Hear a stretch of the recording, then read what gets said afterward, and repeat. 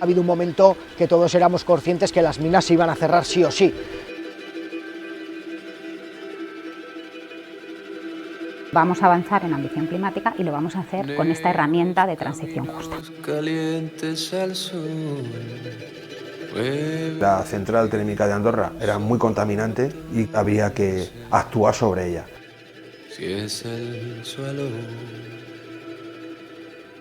Tenemos que abordar el proceso de transición sustituyendo térmicas por nuevas renovables. La esperanza es un elemento muy volátil. Cambio climático, transición energética, abandono de los combustibles fósiles, impactos sociales, empleos. La transición justa en España. Una historia de nuestro tiempo.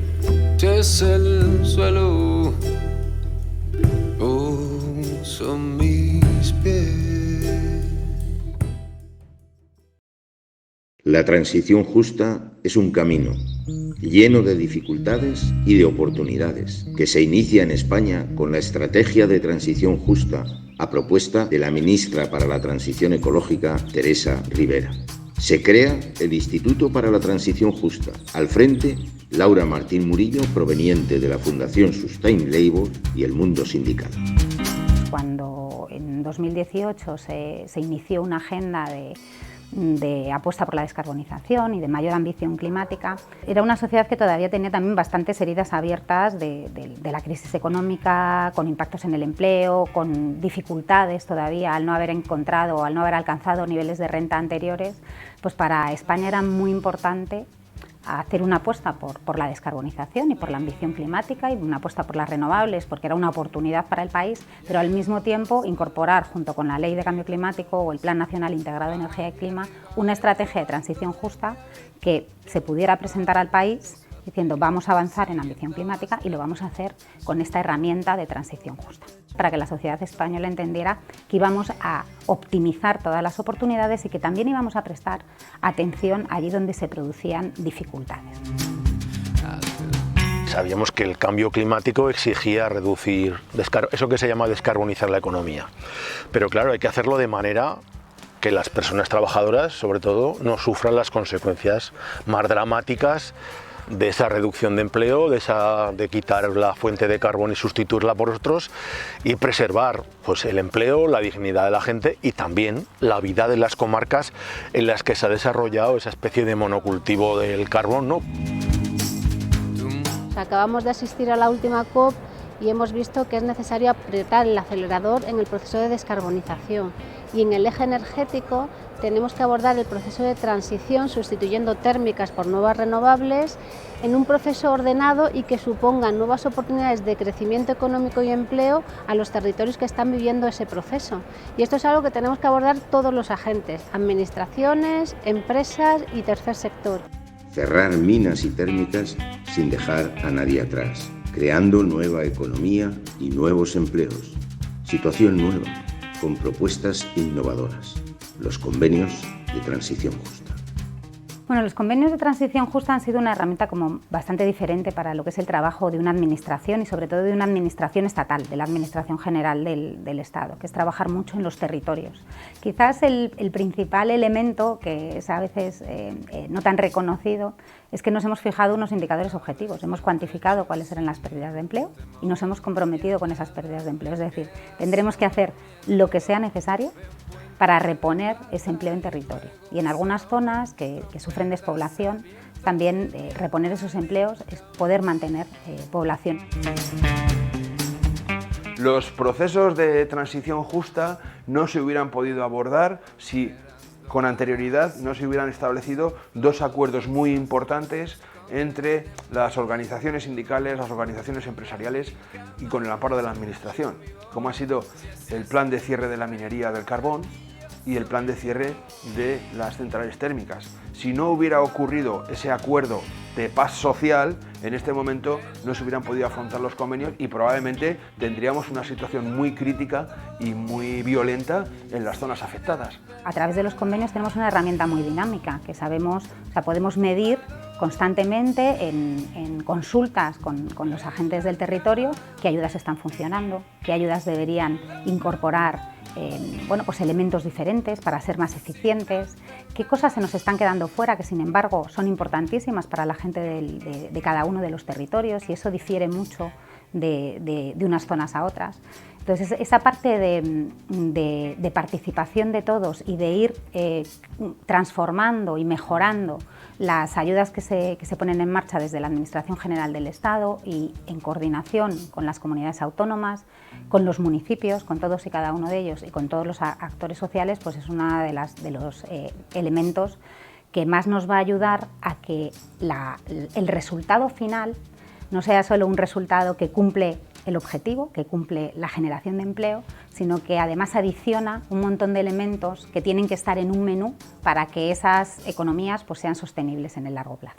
Estamos abordando ahora mismo 6 centrales en cierre, en diferentes fases de cierre, pero 6 centrales de carbón en cierre, 5 en España y 1 en Portugal, y todas ellas lo estamos haciendo de manera ordenada, todas vienen acompañadas con unos planes de futuro que suponen planes de inversión significativa que aportan más empleo en estas zonas del que se pierde con el cierre del carbón, aportan más potencia renovable que la que cerramos con el carbón y al final, en definitiva, en estos 6 cierres se plantean inversiones de más de 2.000 millones de euros que aportarán valor y actividad económica a la zona y todo esto lo hacemos a través de un proceso integrador, participativo con la comunidad local para poder identificar qué oportunidades de nuevos sectores y actividad con potencial se puede ofrecer en cada territorio.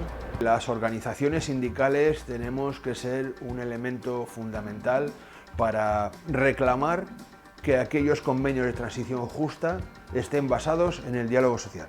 Hay que forzar tanto a las empresas como a las administraciones para que los convenios de transición justa sean una oportunidad de un desarrollo diferente. Es muy importante que extendamos este conocimiento a la población de las zonas afectadas, aunque no trabajan directamente, se ven de alguna manera repercutidas en su modelo de desarrollo y también en una parte, sobre todo con la minería del carbón, con la cultura, porque esas zonas durante 180 años su cultura ha sido el carbón. Viajamos a Andorra, en la Sierra Minera de Teruel, una comarca modelada durante décadas por el carbón, uno de los lugares donde un convenio de transición justa está a punto de cambiar su destino. La gente de toda la comarca trabajaba en las minas y aparte son empresas que han influido muchísimo en la morfología de los pueblos, con sus poblados mineros, con todas las equipamientos que han dado de tipo deportivo, por ejemplo, como las piscinas, las pistas de tenis, el campo de fútbol. Entonces, claro, es una cosa que durante prácticamente 50, 60 años, durante prácticamente todo el siglo XX, como quien dice, ha cambiado pero muchísimo la vida en el pueblo. No solamente tampoco referido a lo que es las casas y el pueblo en sí, sino todo el tema de la inmigración que trajo las minas, el choque cultural que lo hubo por supuestísimo entre la gente que ya vivía aquí y todos los trabajadores que vinieron. Pues estaba aproximadamente 23, 24 años he estado en la mina. En la mina iluminada empecé y luego cuando cerraron mina iluminada nos pasamos a mina oportuna. Estuve los 2 últimos años hasta que me prejubilaron. Toda una vida. Oye, antes me hablabas del ventilador.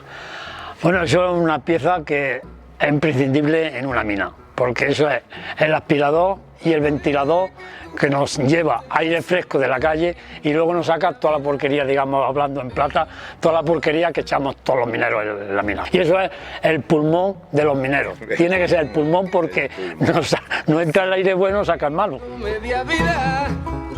Aquí el movimiento sindical minero en particular ha tenido una fuerza extraordinaria, tanto en sus comienzos, cuando los sindicatos aún no éramos un ente ilegal, como luego en los años 80, los años 90, ha habido una fuerza sindical muy importante.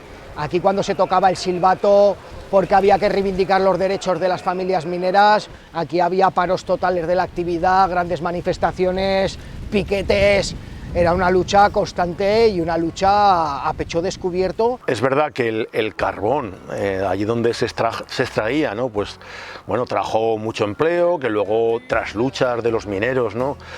Acabó convirtiéndose en un empleo bien remunerado y con derechos, y lo que tenemos que conseguir es que con la transición energética, que tiene que ser además justa, se den las condiciones en que la gente no pierda derechos, no pierda recursos, y ahí es donde, en ese momento crucial es donde estamos, ¿no?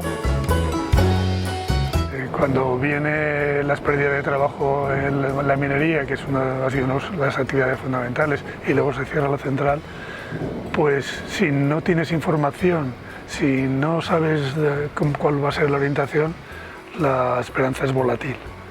Entonces, ahora por ejemplo todo el mundo está esperando en los resultados de la conexión del nudo Mudéjar, ¿no? La licitación, pero como un desconocido, porque no saben las repercusiones, saben de que van a montar placas, ni saben cuántas ni dónde, saben que va a haber otros proyectos adicionales que no saben hacia dónde van, que incluso, aunque le digas el título, hay que explicar las cosas más. Entonces, ese elemento pues, de la esperanza hay que motivarlo. Después de casi un siglo de minería bajo tierra y décadas de minería a cielo abierto, en 2018 cerraron definitivamente las minas de carbón de la comarca. A la central térmica, que llegó a ser la más contaminante de España, le llegó el turno en 2020. 3, 2, 1...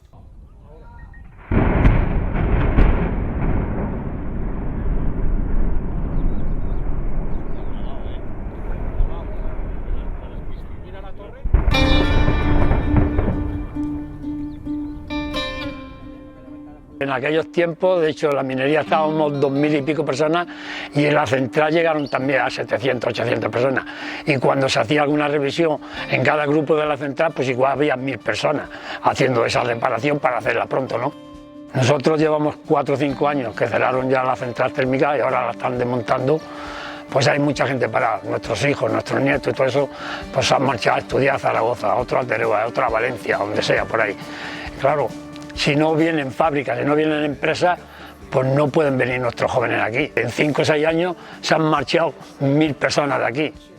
Visitamos el Centro de Estudios Ambientales Ítaca, uno de los proyectos que se puso en marcha preveyendo los cierres de las minas. Este centro acabó de construirse en 2005 y en 2008 fue cuando abrió sus puertas por decisión del Ayuntamiento de Andorra, intentando mostrar pues, alternativas que podría haber en la zona desde la sostenibilidad, pues le hace agricultura ecológica, energías renovables, bioconstrucción, uso de recursos naturales.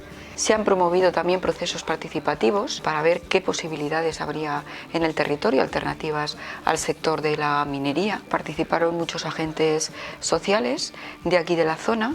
Estuvo coordinado por ECODES, por la Fundación Ecología y Desarrollo, y la verdad es que fue muy interesante. Participaron también muchas mujeres. Visitamos también el Museo Minero, más que un museo. En este museo lo que intentamos transmitir no es solamente la parte técnica de cómo se trabaja una mina, ni explicar las máquinas ni demás, sino ir un pasito más allá y que la gente que nos viene a visitar sepa cómo han vivido los mineros en la mina, sus familias, el que suponía todo el tema de la minería para el pueblo y también para el resto de la comarca, por supuesto, y que se lleven también pues, un poquito de las emociones que podemos transmitir. Pues esto es importantísimo, no solamente para mí, que estuve desde el primer día que se empezó a hacer el museo en el 2005, ¿no? Sino para todos los mineros. De hecho aquí, ahora cuando llegue el día 4 de diciembre, Santa Bárbara, hacemos aquí una fiesta, hacemos un homenaje a todos los mineros este año, a todos los mineros que cumplen de 76 años para arriba. Le damos un diploma, le damos una figura de un minero picando, en fin, hacemos una fiesta y esto es representativo, esto es importantísimo. El impacto ambiental del carbón no se limitó a las emisiones de gases de efecto invernadero. La minería a cielo abierto tuvo un impacto brutal en el paisaje y en la biodiversidad. A partir de los años 80 comienzan las minas a cielo abierto y eso sí que por supuesto tiene un impacto visual muy grande, pero afortunadamente las leyes de medio ambiente han avanzado y por supuesto no se pueden dejar así que luego ha habido unos procesos de restauración para revertir el territorio lo más posible a lo que era anteriormente. Por supuesto no se puede dejar igual porque hay un material que falta y no está. Cambias la morfología, pero sí que se ha hecho un esfuerzo bastante grande para intentar restaurar esas minas, esos terrenos degradados, para devolverlos a una cosa lo más naturalizada posible. La transición justa no son palabras vacías, son hechos reales, una realidad que se vive en cada territorio con temor y con incertidumbre, pero también con exigencia y con esperanza. Bueno, pues el futuro ahora, de momento, el plan Mudéjar, pues es una cosa que ahora, por ejemplo, en 6-7 años, hasta que pongan todas las placas y todos los molinos que van a poner y alguna historia, pues sí van a crear bastantes puestos de trabajo. La empresa habla de 3.000 o 3.500. No lo sabemos. Yo lo vemos, casi todos los mineros y toda la gente del pueblo lo vemos una exageración, pero bueno, sí es verdad. El problema será cuando pasen esos 6 o 7 años que dure el montaje de las placas de los molinos, ¿qué va a pasar? Cuando yo les pregunto con mis alumnos, hablaba de cuál esperáis que sea vuestro futuro, pues los que estaban ya en grados superiores de formación, en el bachillerato, me decían, es que nosotros no tenemos esperanza de que aquí haya alternativa para nosotros. Las esperanzas se crean con decisiones, con políticas y con voluntad. Y en esas claves creo que se tiene que trabajar. Lo que pedimos es que si hay unos plazos y hay unos compromisos de empleo estable, de empleo de calidad, se cumplan. Y que si no se cumplen, pues esa empresa tendrá que dejar de ser la adjudicataria de esa adjudicación, valga la redundancia. Pero Andorra y su comarca tienen motivos para mirar al futuro con esperanza. Lo bueno del futuro de Andorra es que, partiendo ya de esta situación en la que se han ido avanzando pequeños pasos, pues ahora lo que vamos a terminar de resolver en esta próxima semana es un concurso que hemos hecho de una manera muy especial para las zonas de transición justa. Es el primer concurso energético de acceso a red de transición justa probablemente en el mundo. Un recurso escaso, nosotros tenemos un recurso abundante que es el sol y el viento en España, y sin embargo tenemos un recurso escaso que es el acceso a la red para las instalaciones renovables. El cierre que produce la central de carbón y la capacidad disponible que genera para el acceso a red, lo que hemos hecho es subastarlo, concursarlo entre los diferentes promotores interesados en poner proyectos renovables en la zona bajo criterios de transición justa.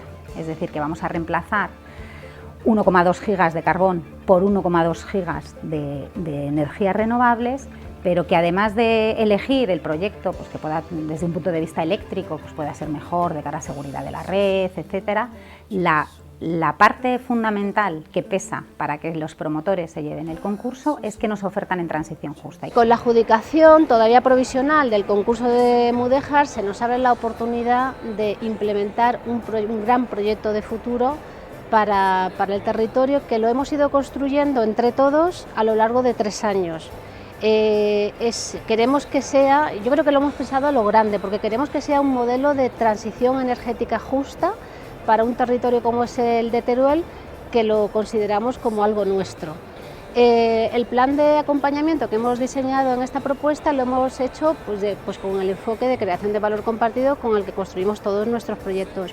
Yo diría que ha sido un ejercicio de artesanía social. Pues los resultados del nudo de Andorra van a ser pues tener una gran capacidad de producción de renovables, lo que va a ser importantísimo para España también y para cumplir sus objetivos, tener una fábrica de electrolizadores, tener la recuperación de 50.000 olivos abandonados en la zona, tener zonas de pastoreo, tener proyectos para discapacitados, tener plantación de plantas aromáticas, tener espacios también para el disfrute, tener un centro de avistamiento de aves. Es decir, que a través de un concurso hemos conseguido tener un contexto, un ecosistema económico-social en la zona de claro futuro. Además de esto, pues vamos a tener casi 4.000 beneficiarios de autoconsumo, simplemente por las ofertas que ha hecho la empresa adjudicataria para quedarse con ese acceso a red.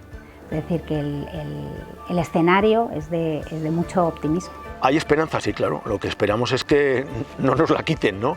Y que esas promesas que hay se vayan viendo pues, en los próximos 2 años, ¿no? Se vayan viendo cumplidas.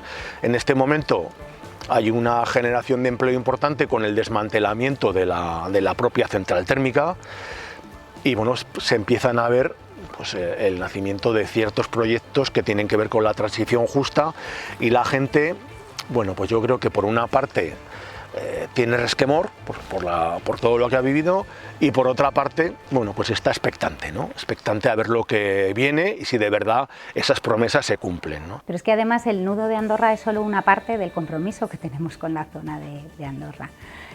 También es verdad que la propia Comisión Europea ha puesto a disposición de los Estados miembros el Fondo de Transición Justa.